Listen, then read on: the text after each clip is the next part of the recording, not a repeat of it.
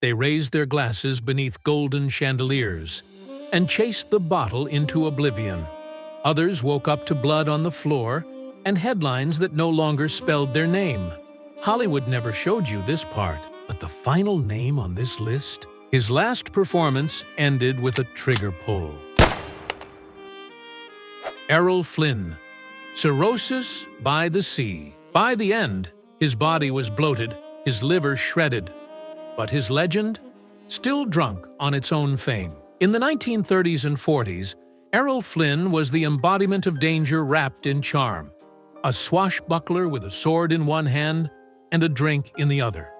He didn't just play pirates on screen. He lived like one after the cameras stopped rolling. His Malibu home, co-owned with fellow actor David Niven, was nicknamed Cirrhosis by the Sea. That wasn't a punchline. It was prophecy. Flynn drank with a kind of ferocity that didn't flirt with the edge. It danced on it barefoot. He'd spike oranges with vodka to sneak it on set. Doctors would visit his home and leave behind not medicine, but bottles, wrapped like prescriptions. He once wagered $500 he could bet a co-star between takes. The result? A temporary studio shutdown and a tabloid firestorm. Still, the roles kept coming. But as his face aged faster than the calendar, and directors grew tired of editing around his slurs and stumbles, the party began to rot at the center. His final years were a haze of tax issues, shaky performances, and a body that could no longer carry the weight of his vices. When he died at just 50, his autopsy read like a warning label: cirrhosis of the liver, heart disease, countless physical ailments, the kind of breakdown that doesn't happen overnight. But sip by sip, he was buried with 6 bottles of his favorite whiskey. Maybe as a joke, maybe as a tribute, maybe because, in the end, it was the only thing that never left his side.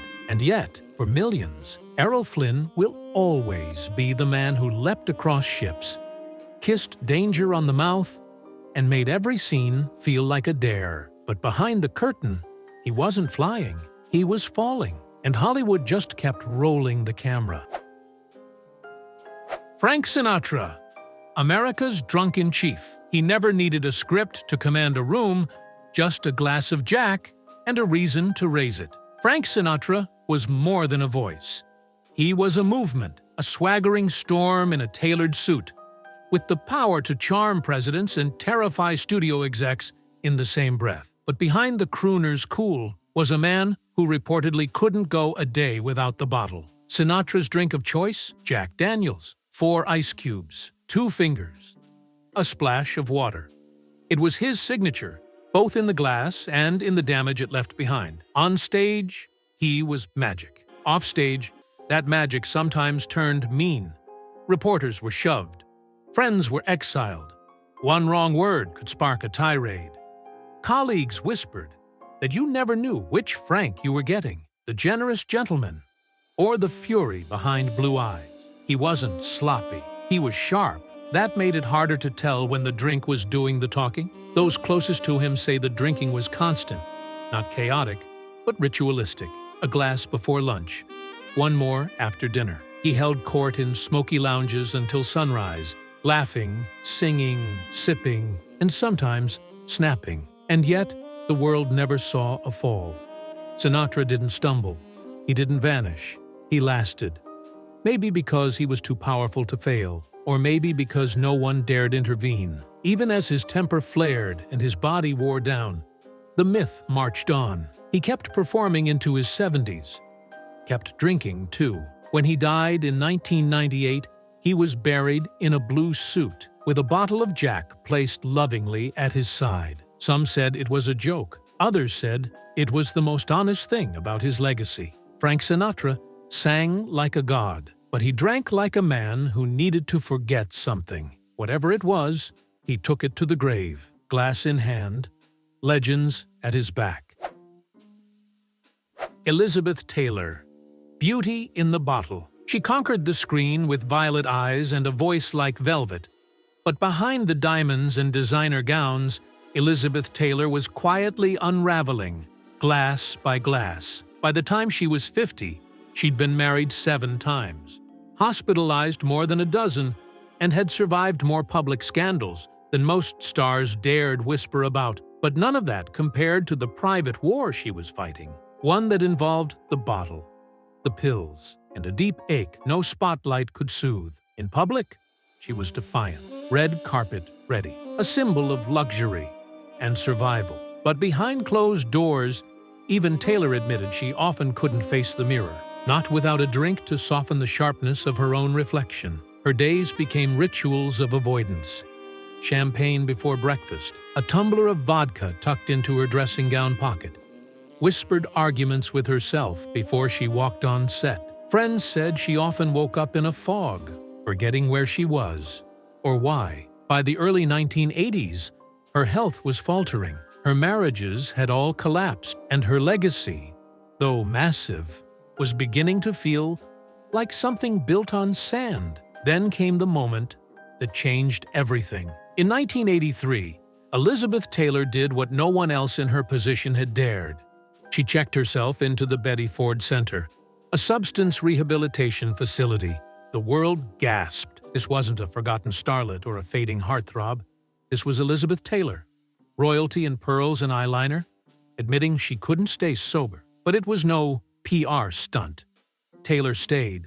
She fought. She relapsed. She returned. And then she helped others do the same. The woman once best known for her beauty became a beacon for something deeper: resilience. She didn't just survive Hollywood, she cracked it open, walked through the fire, and came out with her name still intact. In the end, she helped destigmatize treatment. She lent her fame to causes that truly mattered. And she showed millions that even the most glamorous among us carry pain, and that healing, though never easy, is possible. Elizabeth Taylor didn't just face her demons. She dragged them into the light and kept walking.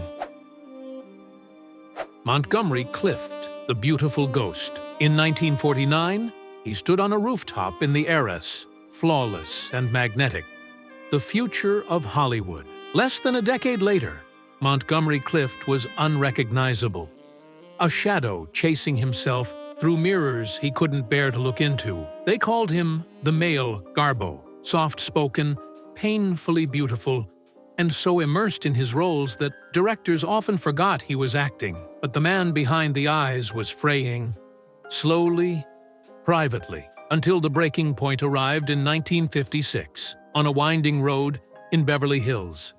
He had just left Elizabeth Taylor's house when he crashed his car into a telephone pole. His jaw was broken, teeth dislodged, nose crushed. Taylor, one of the first on scene, reportedly pulled his front teeth from his throat to keep him from choking.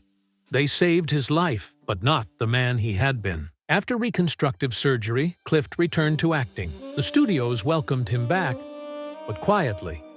Roles dried up. Insurance companies hesitated. Directors whispered that he wasn't reliable. What they meant was, he couldn't stay sober. Friends noticed the change. He drank to sleep. He drank to speak. Sometimes he barely spoke at all. The crash had altered more than his appearance. It had shattered his sense of control. On set, he would disappear into corners between takes. Off set, he retreated from the world. Scripts piled up. So did empty bottles. And yet, in the middle of that storm, he delivered some of his most haunting work. Judgment at Nuremberg, Wild River, Freud. His eyes no longer sparkled, but they burned. Elizabeth Taylor never left his side. She defended him, comforted him, reminded him of who he had once been.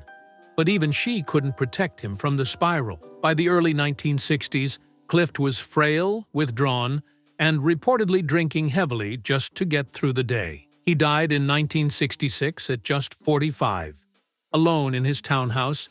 No drama, no final role, just silence. Montgomery Clift didn't vanish in one moment. He faded, quietly and beautifully, like a candle burning from the inside out. And Hollywood, so eager to crown him, barely whispered his name when he was gone.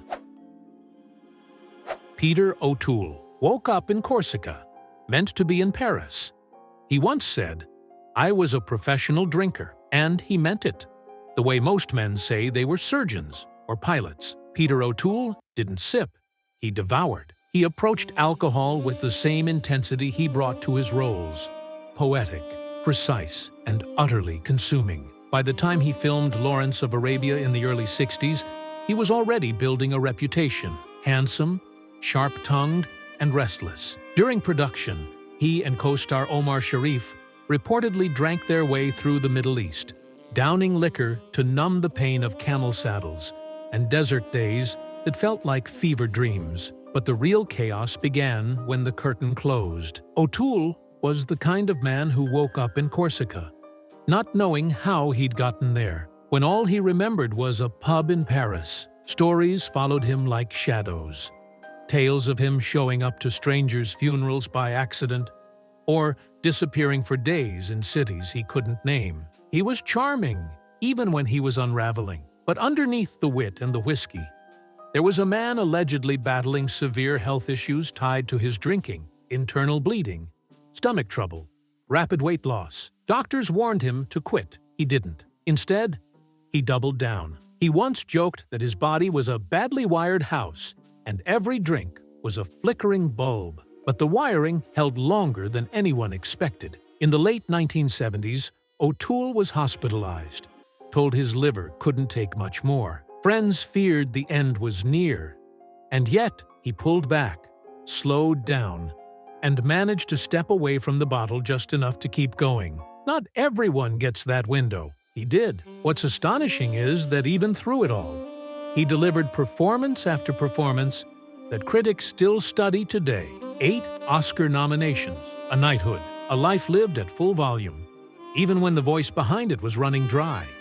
He died in 2013, aged 81, not in a gutter, not in a blaze, but quietly, after a long, improbable stretch of survival. Peter O'Toole's life was a riddle wrapped in elegance and excess, and somehow, against every odd, the man who drank like he had nothing to lose ended up with a legacy no one could take away.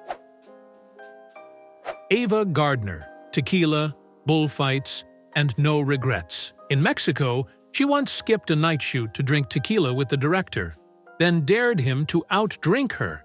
That was Ava Gardner. Wild, magnetic, and devastatingly self-possessed.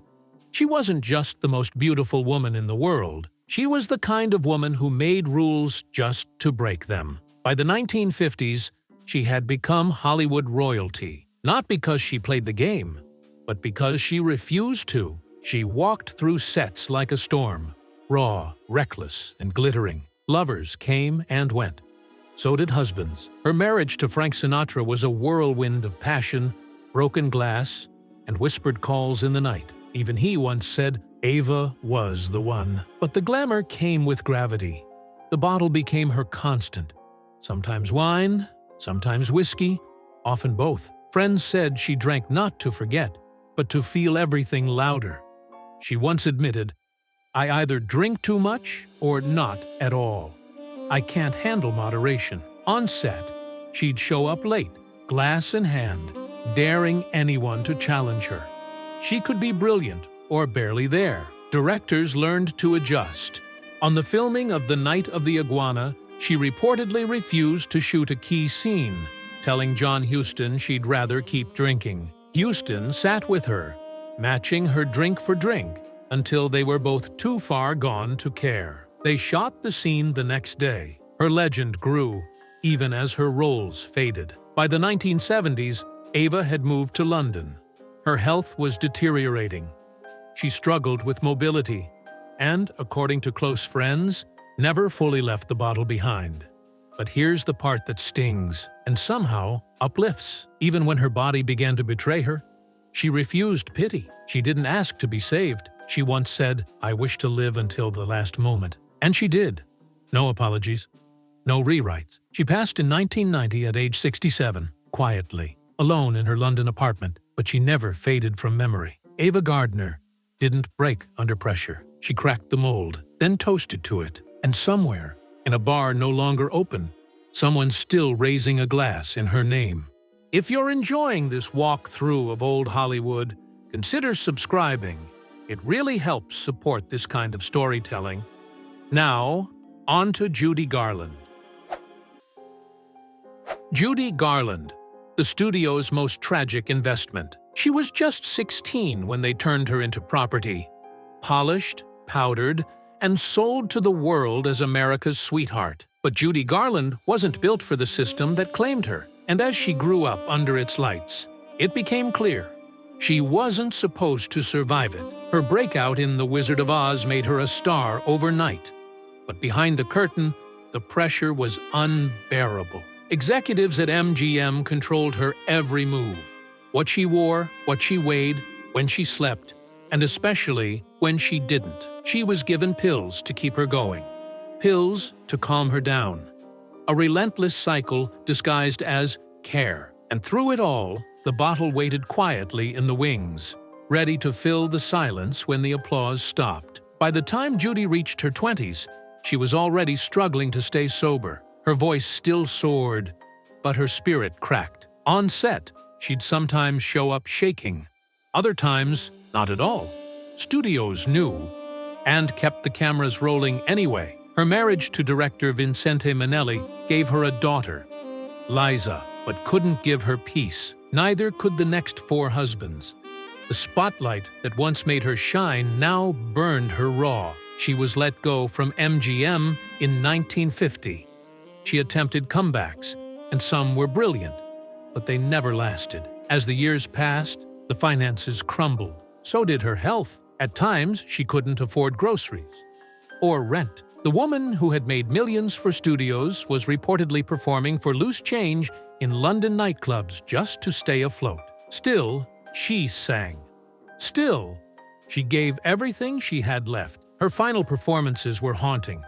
Not because she missed a note, but because every note sounded like a cry for help. In 1969, at just 47, Judy Garland was found in her London apartment, the result of what officials called an incautious, self-administered dose of medication. She died quietly, far from Oz, far from the cameras, and far from the childhood they never let her outgrow. Judy wasn't lost. She was used. Used until there was nothing left but a memory and a melody. And even now, her voice still echoes, not just in music, but in warning. Richard Burton, Shakespeare in Vodka. He once said, "I have to think hard to name an interesting man who does not drink." And for a time, Richard Burton made it seem like brilliance and the bottle were one and the same. Born with a thunderous voice and the soul of a poet, Burton became the face of classical drama on screen. Larger than life, thunder in his blood, fire in his words. But behind the stage curtain and velvet voice, he was fighting a quieter war. One he was rarely sober enough to win. By the time he starred in Who's Afraid of Virginia Woolf, he was reportedly drinking so heavily that his co-stars could smell it on his breath between takes. Still, the performance was magnetic, raw, tortured, unforgettable. That was the paradox of Burton. The more he drank, the more captivating he became. At least, for a while. He married Elizabeth Taylor not once, but twice. Their love story was the stuff of legends, and also a battlefield. Champagne-fueled evenings blurred into shouting matches, diamond gifts followed by public breakups. Their fights made headlines.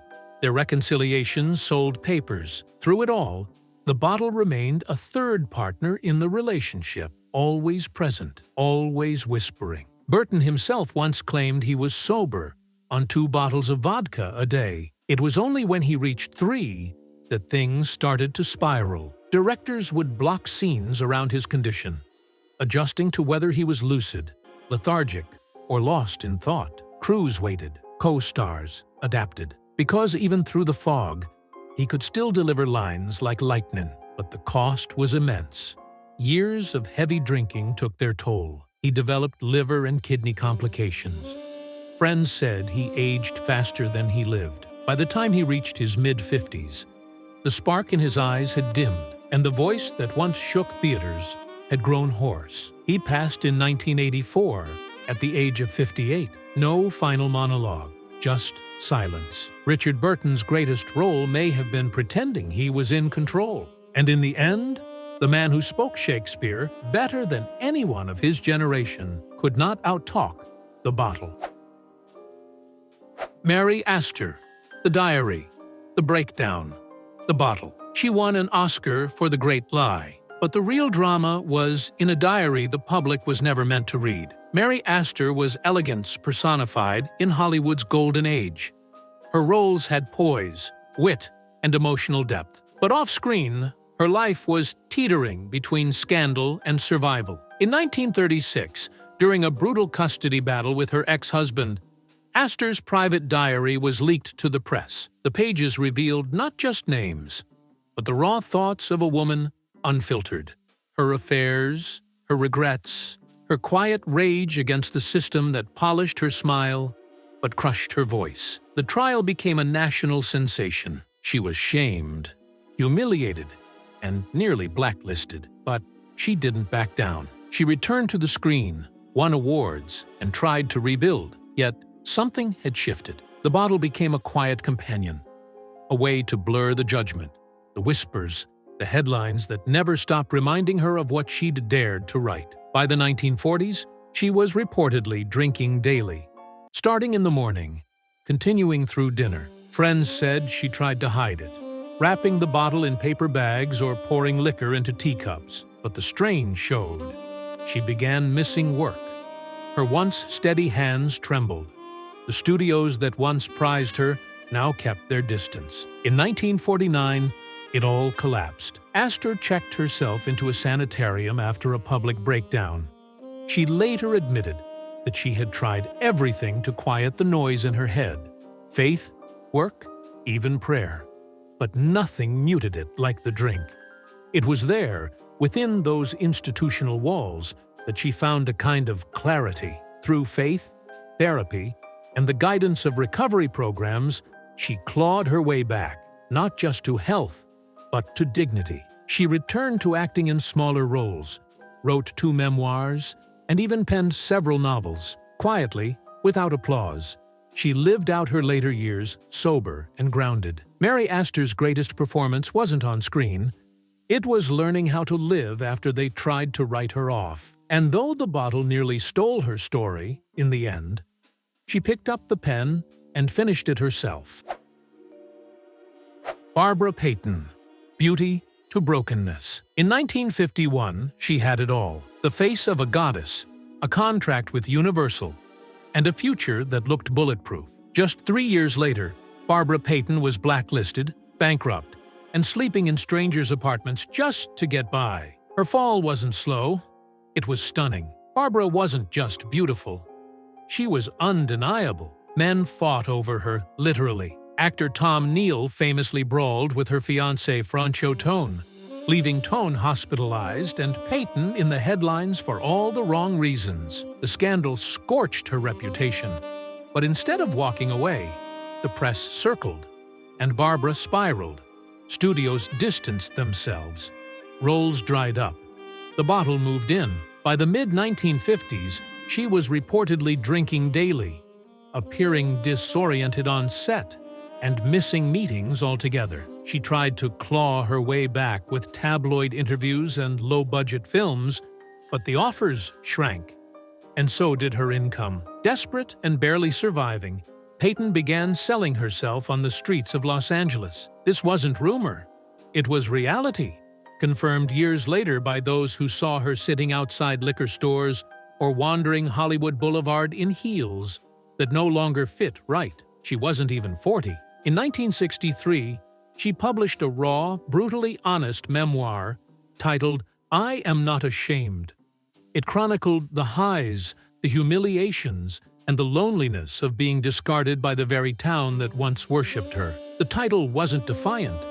It was heartbreaking. Friends said she still smiled when people recognized her, still posed for photos when asked. But the sparkle was gone. Her body, once insured by studios, now showed the toll of the bottle, of poverty, and of promises broken too many times. Barbara Payton died in 1967 at just 39. The cause was listed as heart and liver failure. But the real cause was what Hollywood does when it's finished with someone. It looks away. She didn't just fall from grace. She was dropped. And all that remained was a woman still clinging to fragments of a life she was once promised, in a city that never bothered to look back. William Holden fell, bled, and died alone. He played rugged, magnetic men, the kind who walked into a room and owned it without saying a word. But William Holden's final scene didn't take place on a soundstage. It happened alone, behind the closed doors of a modest apartment, with no camera, no crowd, and no one coming to save him. In the 1950s, Holden was a titan. Sunset Boulevard, Stalag 17, the bridge on the River Kwai. He delivered performances with grit and a deep, simmering sadness that felt too real to be acting. That sadness, it turns out, ran off-screen as well.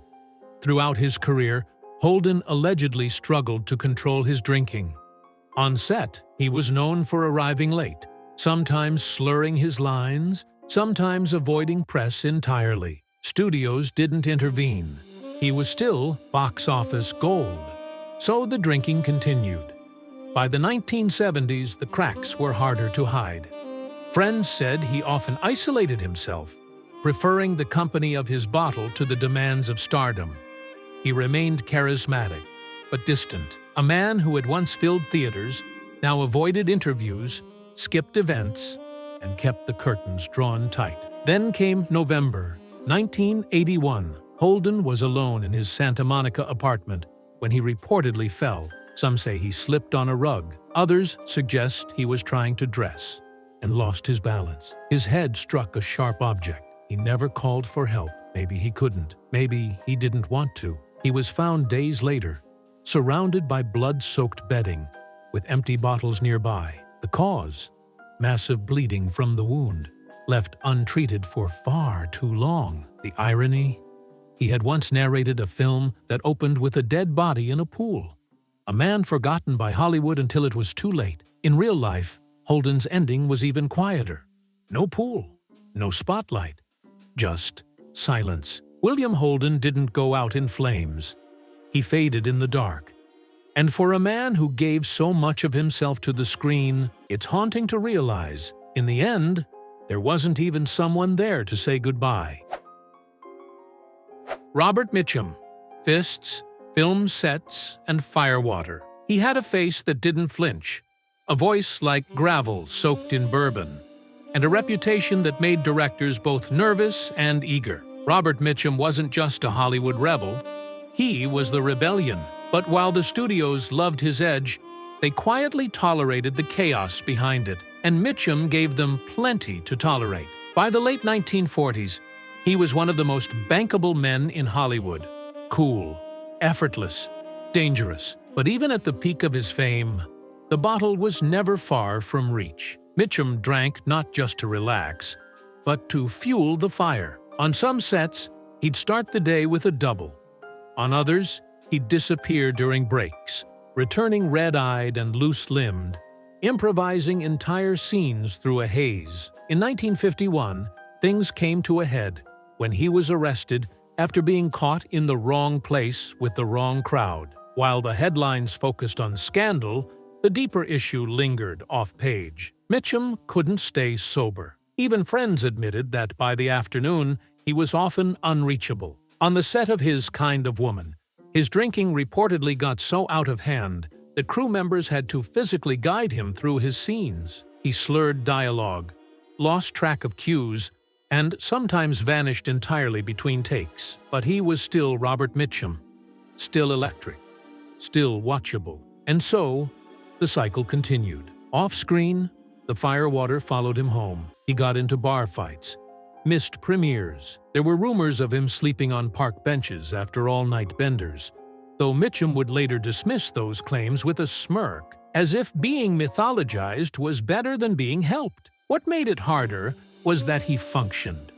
Even with a bottle in his trailer and a hangover in his veins, Mitchum could deliver brilliance when it mattered. Studios saw the headlines, shrugged, and kept casting. He lived into his 70s, defying expectations. But the toll was carved deep. In his face, his health, his eyes. He once joked that he only ever acted so I could afford to get drunk in nice places. Robert Mitchum played tough, but the real fight was always with himself. And in a town full of masks, he wore his scars like a signature. Clara Bow, the it girl who party kissed a judge. In the 1920s, she was the face of modern youth, wild, magnetic, and uncontainable. But by the time Clara Bow kissed a judge in front of his wife at a studio party, the same world that had worshipped her turned on her like a switchblade. She was the original it girl. No actress before her had captured electricity the way Clara did. Her screen presence was alive.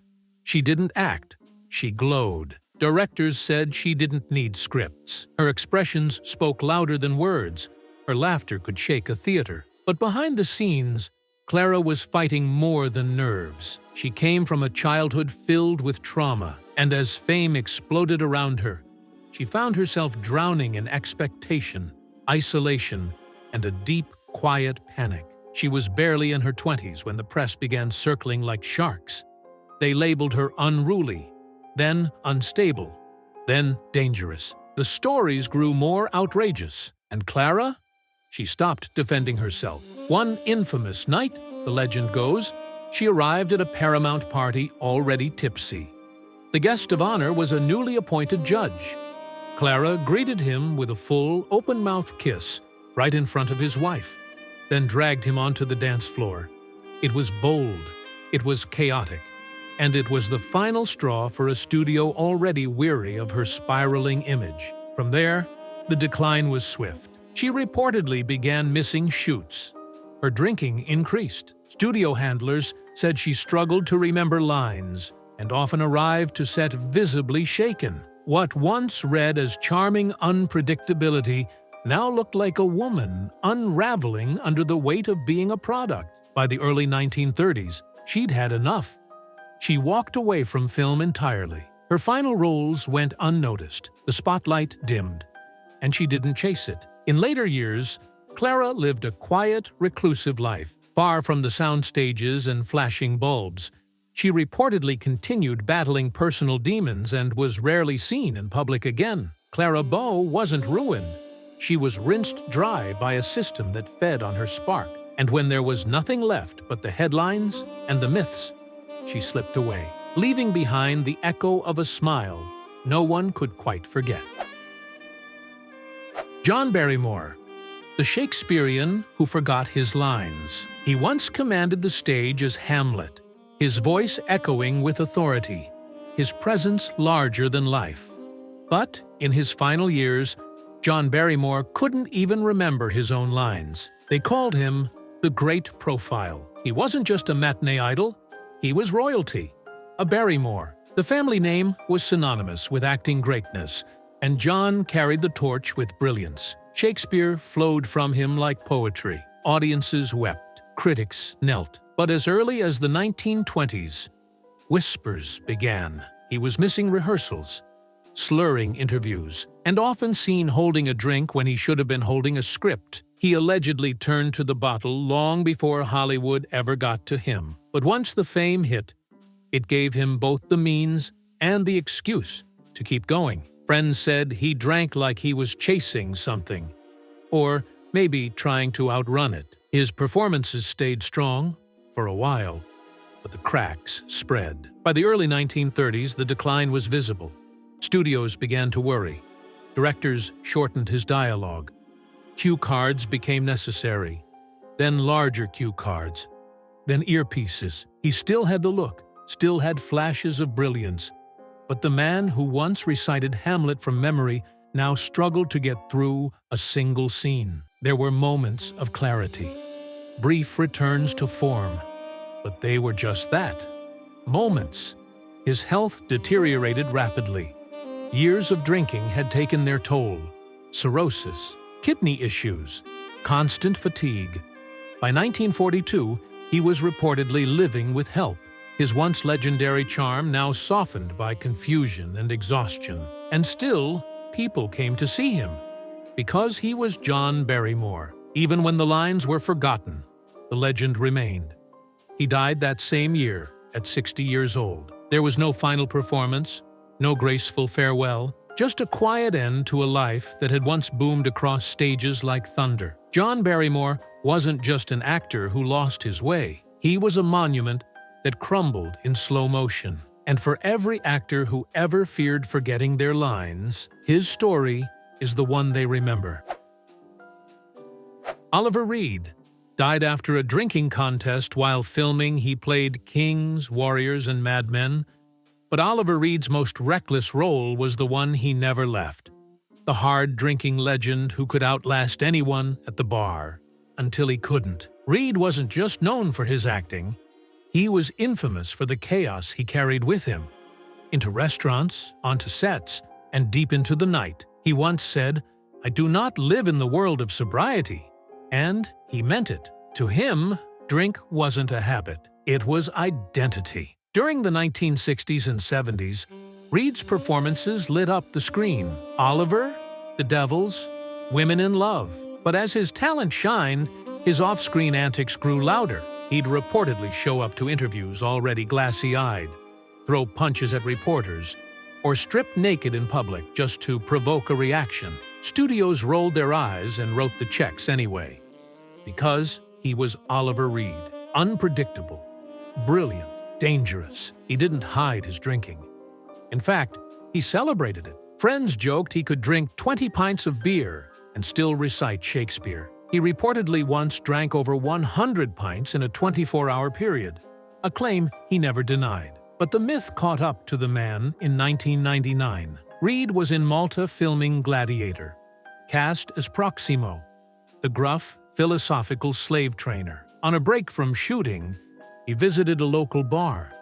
According to witnesses, he drank multiple beers, rum, and whiskey, and challenged a group of British sailors to arm wrestle, which he reportedly won repeatedly. Shortly after, Reed collapsed. It was a heart attack. He died before the ambulance arrived.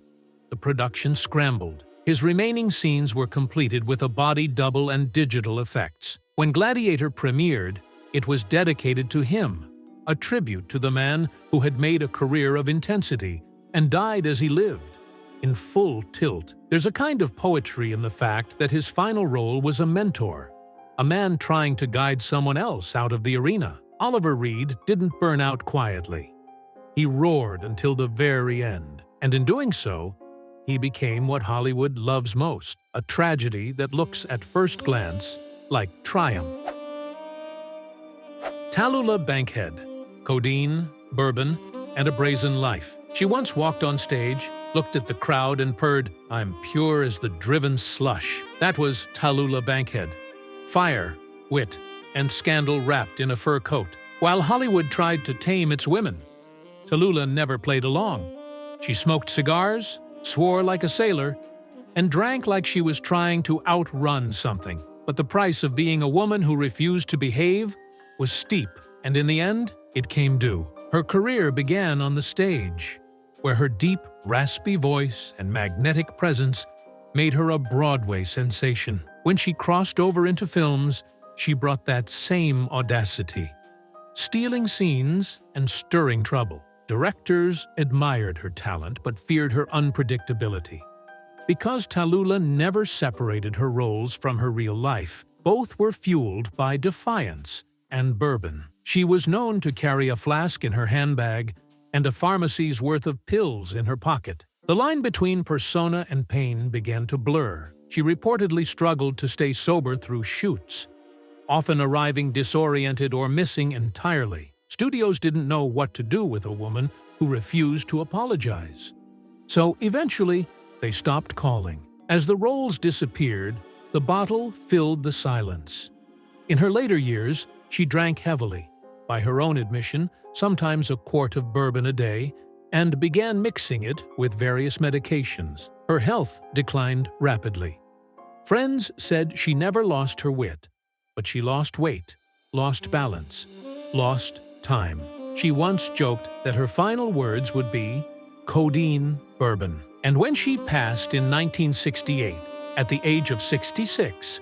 That's exactly what she reportedly said. Whether the quote is true or embellished, it feels right.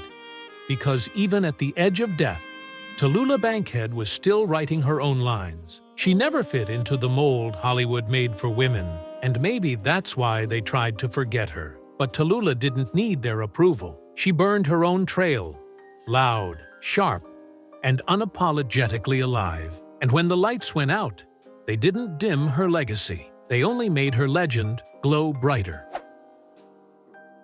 Gig Young, the trigger behind the curtain. He won an Oscar with a smile and left this world with a gun in his hand. To the public, Gig Young was smooth, charming, and dependable. He brought a touch of sophistication to every role. The wisecracking sidekick, the polished announcer, the lovable rogue. But behind the curtain, he was battling something far more dangerous than fading fame. He was battling himself. After his Oscar-winning turn in They Shoot Horses, Don't They?, Young's career should have soared.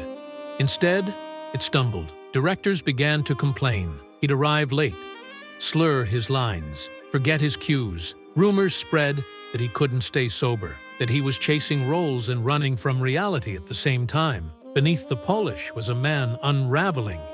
He reportedly struggled with chronic anxiety and bouts of depression, often masked by cocktails and pills. Friends said he looked haunted, that sometimes he'd speak with warmth, and 5 minutes later, be staring through them like a ghost. Studios started passing him over.